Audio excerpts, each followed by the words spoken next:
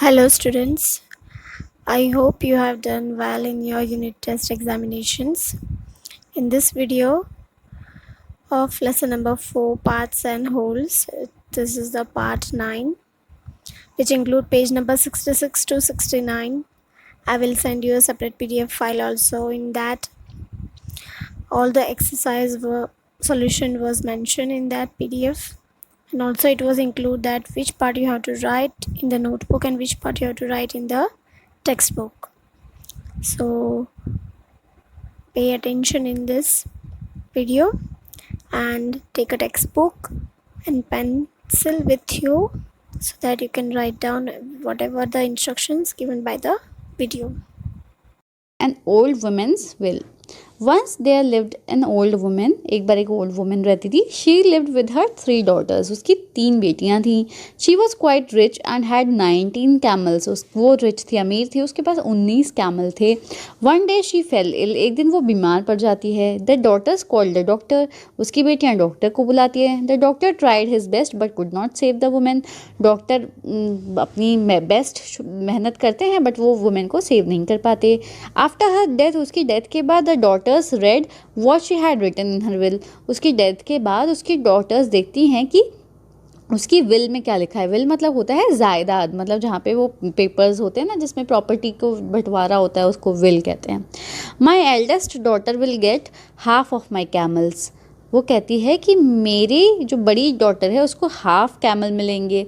My second daughter will gate half 1/4 of my camels and my third daughter will get 1/5 of my daughter. फिर क्या होता है अब देखिए. The daughters were really puzzled. How can I get 1/2 of 19 camels. आज the eldest daughter, मतलब क्या होता है उसकी 19 कैमल होते हैं, उसमें से उसे हाफ कैमल मिलने होते हैं बड़ी डॉटर को. तो हाफ कैसे मिल सकते हैं. देखो 18 को तो हम हाफ कर सकते हैं 9 में, बट 19 को कैसे डिवाइड करेंगे. मतलब जो एक कैमल बचेगा उसको आधा आधा कैसे करेंगे. सब बड़े कन्फ्यूज़ हो जाते हैं. Half of 19 is 9 and half. 19 का हाफ कितना होता है. 19 को 2 से डिवाइड करेंगे तो आएगा 9.5, मतलब 9 एंड हाफ. तो वो but we can't cut the camel. The second daughter said, मतलब जो 19 का हाफ होता है 9.5, मतलब 9 कैमल्स तो आपको मिल जाएंगे, बट जो आधा कैमल है ये 0.5 कैमल, वो कैसे मिलेगा. हम तो कैमल को कट नहीं कर सकते. That is right, but what we will do now. पर अब हम क्या करें. आज द थर्ड डॉटर कहती है अब क्या करें हम. ठीक है. Just then they saw their aunt coming. तभी वो देखती हैं कि उनकी एक आंटी आ रही हैं. The daughters told her their problem. जो डॉटर्स होती हैं वो उनको अपनी प्रॉब्लम बताती हैं. Show me the will. वो कहती है लाओ मुझे अपनी विल दिखाओ. I have an idea. मेरे पास एक आइडिया है. You take my camel. तुम मेरा कैमल ले लो. So you have 20 camels. तो तुम्हारे पास कितने कैमल हो जाएंगे. 20. 19 तो उसकी मदर के थे, एक उस आंटी ने दे दिया, तो हो गए 20 camels. Now can you divide them as your mother wanted. अब क्या तुम डिवाइड कर सकते हो कि जैसे तुम्हारी मदर ने चाहा था. The aunt said you want half of the camels, don't you? Take 10 camels, she said to the eldest daughter. वो कहती है, जो आंट होती है वो कहती है you want half of the camels. जो बड़ी डॉटर है उसको हाफ कैमल मिलने होते हैं. तो 20 का हाफ कितना होता है. जैसे 20 है, 20 कैमल्स हो गए ना, तो 20 का हाफ कितना हो गया 10. तो एल्डेस्ट डॉटर को कितने कैमल मिल गए 10 कैमल्स. तो वो कहती है तुम्हें क्या 10 कैमल्स. टेक अपनी 10 कैमल ले लो. Take your share, the aunt said. The aunt told the second daughter. अब आंट जो होती है वो सेकेंड डॉटर से भी कहती है, तो वो कितना लेती है. She took 1/4 of the camel. तो 1/4 20 का कितना होता है. अब 20 को 4 से डिवाइड करेंगे कितना आ जाएगा 5. तो सेकेंड डॉटर को कितने कैमल मिल जाते हैं 5. You can take 1/5 of the camel. The aunt told the third daughter. अब थर्ड डॉटर से आंट कहती है कि तुम 1/5 कैमल ले लो. अब 1/5 20 का कितना होता है. 1/5 ऑफ 20 कितना है 1/4 हो. 4 से कट हो गया तो हो गया 4 कैमल्स. जो थर्ड डॉटर होती है उसको 4 कैमल मिल जाते हैं. The daughters were happy and they counted their camels age. कितने हो गए उनके कैमल 10 + 5 मिला था सेकेंड डॉटर को, मिडिल वाली को, और 4 मिला था छोटी वाली को. तो कितने हो गए 19 कैमल्स हो गए, है ना। 1 रिमेनिंग इज माइन, अब जो एक कैमल बचा वो मेरा है, आंट कहती हैं। Said the aunt and took her camel away, वहाँ आंट होती है, वो अपना कैमल लेती हैं और चली जाती हैं। अब ऐसा कैसे हुआ, 20 कैमल्स में से जब उसने सारे पार्ट को डिवाइड कर दिया, हाफ में, 1/4 में और 1/5 में, तो भी एक कैमल बच गया, तो वो ले जाती है। आप ये डिस्कस करिए अपने दोस्तों के साथ।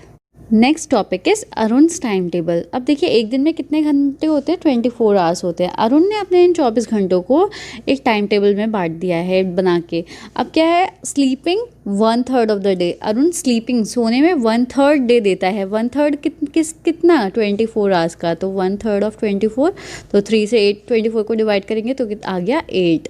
तो 8 घंटे वो कितना देता है सोने में, तो 8 घंटे को पिंक कलर से आपने कर दिया 1 2 3 4 5 6 7 8, तो 8 आवर्स दे दिया उसने स्लीपिंग को। Arun sleeps at 10 PM and wakes up at 6 AM। Arun 10 बजे सोता है और सुबह 6 बजे उठ जाता है। अब नेक्स्ट देखिए, playing 1/8 of the day. Playing को कितना देता है, 1/8 ऑफ द डे। 1 घंटे में होता है 24 घंटे, डिवाइड करिए 8 को तो आ जाएगा 3। तो प्लेइंग के लिए, तो खेलने के लिए कितने घंटे देता है, 3 घंटे। अब प्लेइंग को कौन से कलर से करना है, ब्लू से, तो आप ब्लू से प्लेइंग कर दीजिए। इसको 3 बॉक्स ब्लू कलर से फिल कर दीजिए और यहाँ पे लिख दीजिए प्लेइंग के आगे 3 आवर्स। उसमें यहाँ पे देखो साइड में ये लिखा भी हुआ है, ही प्लेस फ्रॉम 7 to 8 AM, 1 घंटा तो सुबह 7 से 8 खेलता है, एंड अगेन 4 to 6 PM, 2 घंटे वो खेलता है शाम को। नेक्स्ट है studying 1/4 of the day. Study के लिए कितने घंटे देता है, 1/4। स्टडी को करना है ग्रीन कलर से, तो 1/4 ऑफ 24 कितना होगा, देखो 24 को 4 से डिवाइड करेंगे आएगा 6। तो पढ़ने के लिए कितने घंटे देता है, 6 घंटे। यहाँ पे लिख दीजिए 6 और कलर कर दीजिए 6 घंटे को, 1 2 3 4 5 6, 6 घंटे हो गए उसके कलर करने के लिए।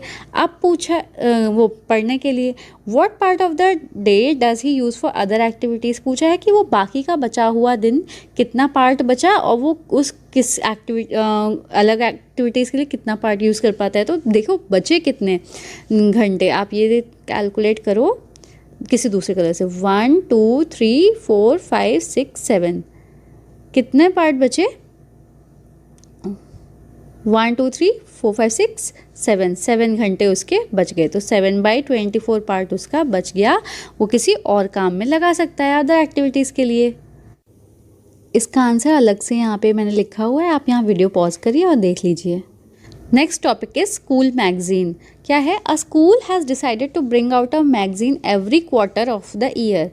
हर क्वार्टर, ईयर के हर क्वार्टर पे उस स्कूल वाले मैगजीन छापेंगे। How many magazine will they have in a year, तो उनके पास पूरे साल में कितनी मैगजीन हो जाएगी। If they want to print it at the end of each quarter of the year, अगर वो हर क्वार्टर के एंड में मैगजीन को प्रिंट करना चाहते हैं। What are the months for printing, तो प्रिंटिंग के मंथ्स कौन से हो गए, and mark the number for those months. अब आप देखिए एक साल में कितने मंथ्स होते हैं, 12, और क्वार्टर होता है 1/4, कितना होता है 1/4, तो 1/4 ऑफ 12 कितना हो गया 3। तो मतलब कि हर साल में 3 क्वार्टर हो गए, 3 + 3 + 3 + 3, पूरे साल हो गई। अब देखिए तो जनवरी फरवरी मार्च, तो यहाँ पे हो गया 1 क्वार्टर, फिर अप्रैल मई जून, यहाँ हो गया 1 क्वार्टर, फिर जुलाई अगस्त सितंबर, यहाँ हो गया 1 क्वार्टर, फिर अक्टूबर नवंबर दिसंबर, यहाँ हो गया 1 क्वार्टर। तो हर मार्च के एंड में, फिर ये कौन सा मंथ था, जून के एंड में, फिर ये कौन सा था, सितंबर एंड में, और ये था दिसंबर एंड में। इन सारे मंथ्स के एंड में स्कूल में मैगजीन छपेगी।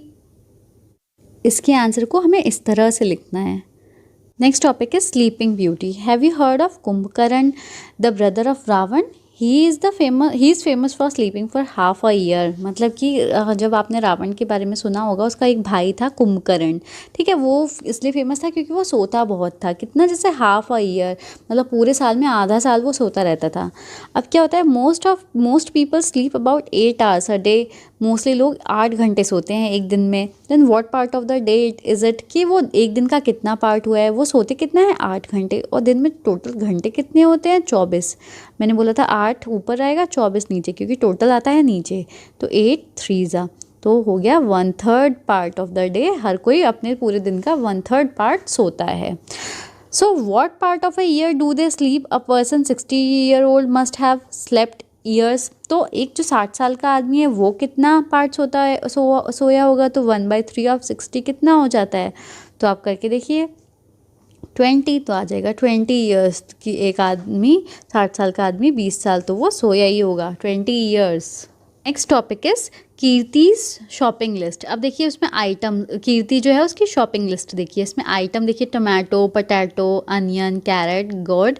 अब देखो इसमें वो कितने की टमाटो है 12 रुपये के जी, मतलब 12 रुपये का 1 किलो, पटैटो 10 रुपये किलो, अनियन 16 रुपये, कैरेट 18, गोड 8 रुपये किलो।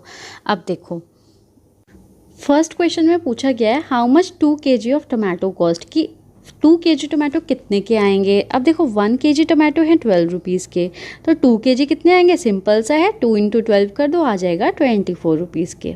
जितने kg चाहिए हमें वो उतना नंबर लिखा और जो प्राइस था उससे मल्टीप्लाई कर दिया, आ जाएगा 24। ठीक है, 24 रुपीज़ आ गया। सेकेंड क्वेश्चन है how much does half kg of tomato cost. अब हाफ kg कितने का होगा? हाफ kg के लिए हम क्या करेंगे 1/2 को, मतलब हाफ कैसे ऐसे ही तो लिखते हैं, हाफ को कितने से मल्टीप्लाई कर देंगे 12 से, क्योंकि एक kg कितने का है 12 रुपीज़ का, तो हाफ kg निकालने के लिए 1/2 कर दिया, तो 2 नीचे है तो कट जाएगा, इससे 6 आ जाएगा, तो हाफ kg कितने का आया 6 रुपीज़ का आया।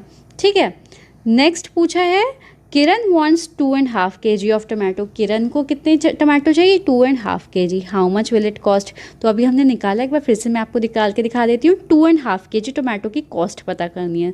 2 kg टमाटो कितने का है 2 × 12 और कितना है 24 रुपीज़ का, और हाफ kg टमाटो कितने का है, हाफ × 12 कितना आएगा, आप कट कर हो जाएगा ये 6 रुपीज़ का, तो 24 + 6 कितना हो गया 30 रुपीज़ के आ गए उसके 2.5 kg टमाटो। नेक्स्ट क्वेश्चन है how much does 3.5 kg potato cost, कि 3.5 kg पटाटो कितने के आएंगे। अब देखो पटाटो 1 kg है 10 रुपीज़ का, तो 3 kg पटाटो कितने का आ जाएगा 30 रुपीज़ का। इसी तरह से हाफ kg और चाहिए, हाफ × 10 कर दो, तो 10 को जब 2 से डिवाइड करेंगे तो आ जाएगा 5, तो हाफ kg आया 5 रुपीज़ का, तो 3 kg आया 30 का, हाफ आया 5 का, 30 + 5 कितना हो गया 35, ये आ गया 3.5 kg पटाटो 35 रुपीज़ का। नेक्स्ट क्वेश्चन पूछा है what is the price of 1 1/4 kg of carrot. अब देखो कैरेट है 18 रुपीज़ kg, कितना है 18 रुपीज़ kg, तो 1 kg कैरेट का प्राइस कितना आएगा 18 ही रहेगा, 1 × 18 कितना है 18।